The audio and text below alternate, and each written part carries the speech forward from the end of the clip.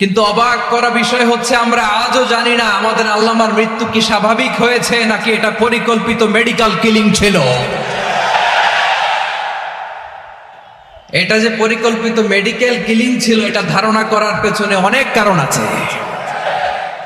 তিনি আধিপত্যবাদের বিরুদ্ধে সোচ্চার ছিলেন, ফ্যাসিবাদের বিরুদ্ধে সোচ্চার ছিলেন,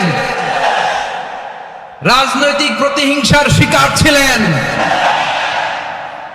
এজন্য এটা মেডিকেল কিলিং হতে পারে এ ধারণা আমরা করতেই পারি। আওয়াজ করে বলেন ঠিক কি না? যেই সময়টা আমরা কাটাচ্ছি এত সুন্দর সময় বাংলাদেশ আর পাবে না। আমাদের জন্মের পর থেকে এরকম চমৎকার সময় আমরা পাই নাই। এটাই আসল সময়।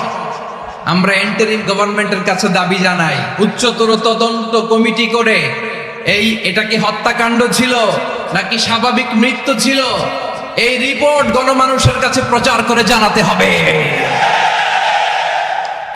এই দাবির সাথে কি সবাই আপনারা একমত? কারা কারা একমত হাত তুলে দেখান।